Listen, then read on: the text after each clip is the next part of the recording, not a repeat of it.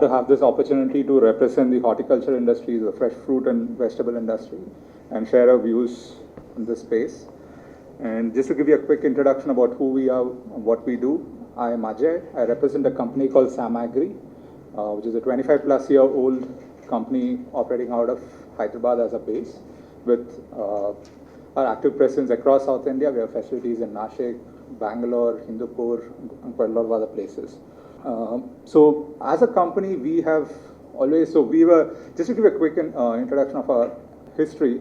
So Sam Agri at one point was one of the largest exporters of grapes from Hyderabad. So in the early 2000s, we were exporting a lot of grapes till the grape production came down and a lot of villas started propping up in Kompally and other areas. So that's where we started looking at pomegranate, which was a year-round crop which could be exported from India. And also there was a lot of value addition that was possible. Just to give you a quick background on the market size of pomegranates. So I'm just going to spend a little more time on pomegranates as an example, but it could be applied to different horticultural products. So in 2017-18, there's roughly about 1.5% of our production of pomegranates. And again, India is one of the largest producers of pomegranate, producing about 30 lakh metric tons of pomegranate, out of which less than about 2% gets exported.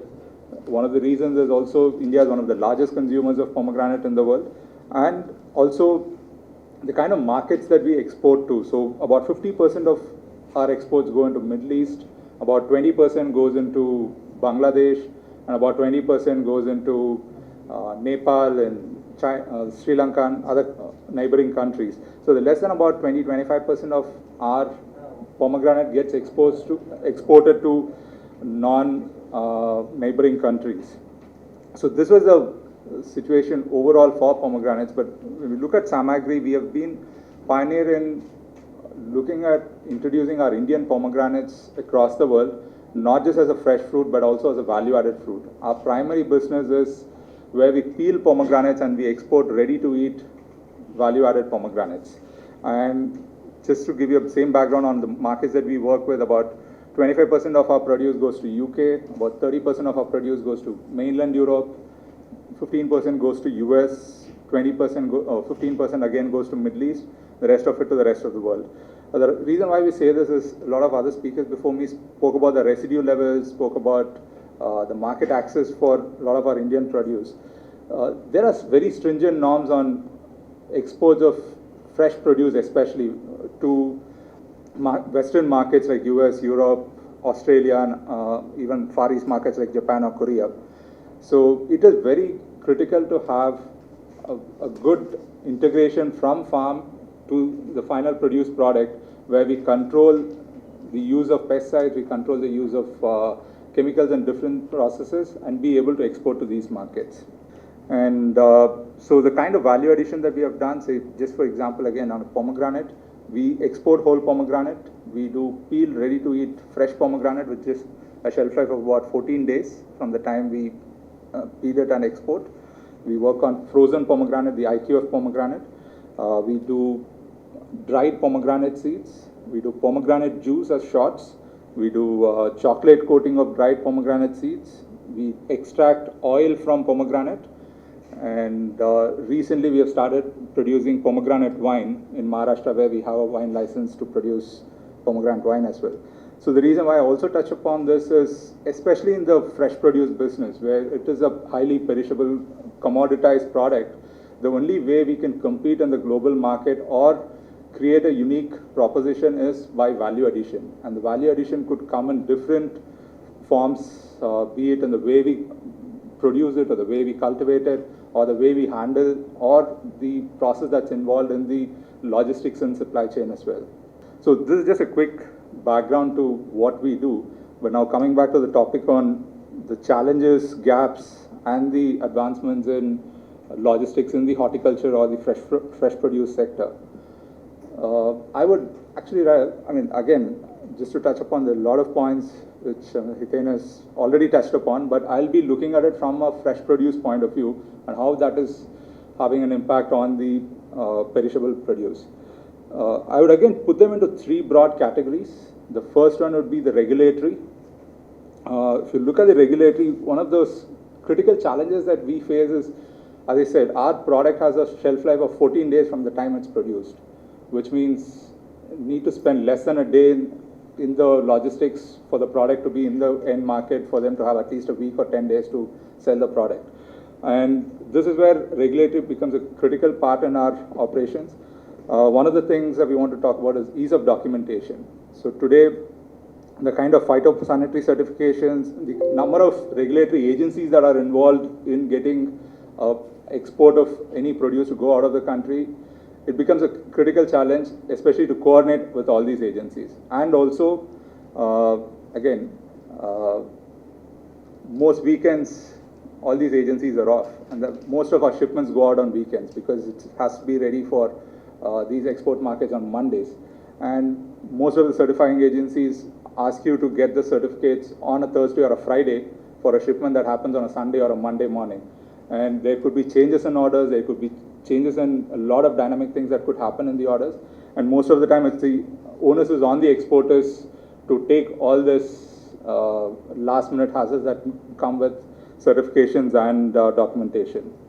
So as long if we could have some amount of support from the regulatory bodies, where at least for fresh produce exporters, there are regulatory and certificatory bodies working on weekends, then it would make a lot of difference in making sure that last minute hurdles or any cancellations that are borne by the exporters.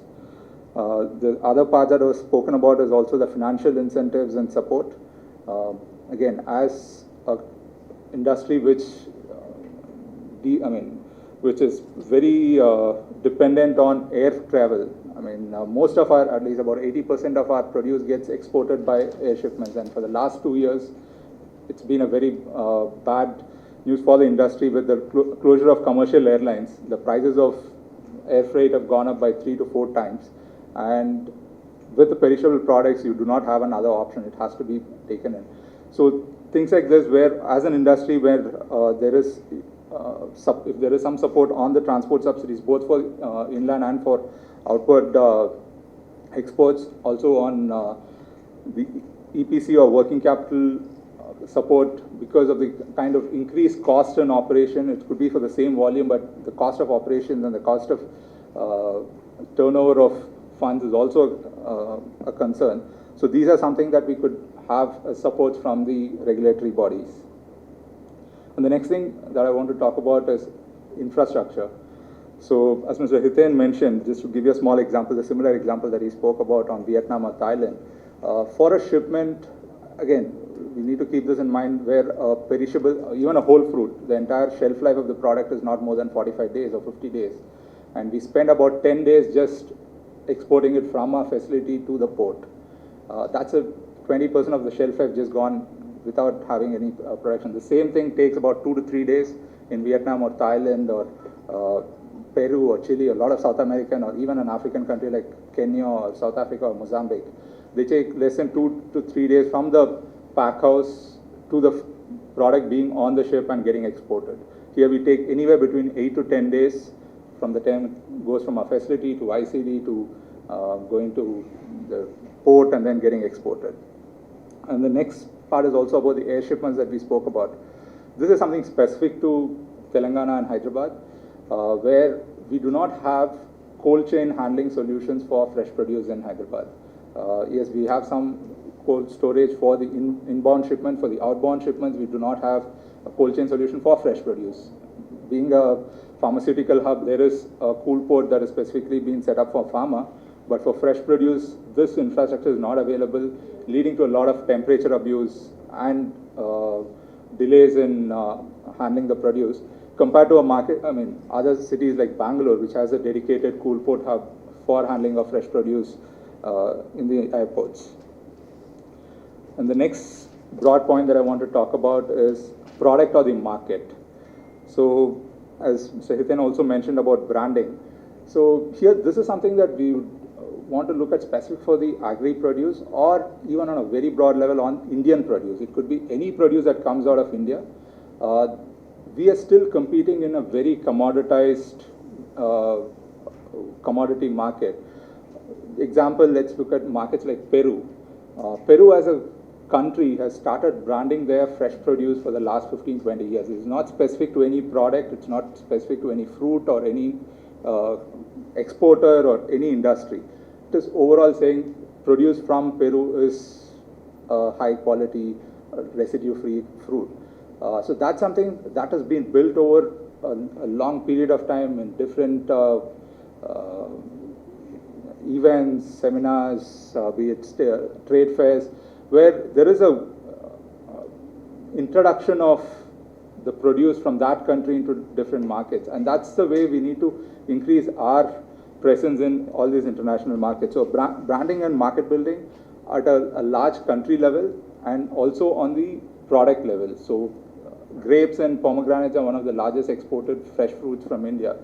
If we can start, and 95% of our pomegranates is just one variety, it's a variety called Bagua, which a lot of us know, a lot of industry people within the industry might know, but consumers around the world do not know or do not care.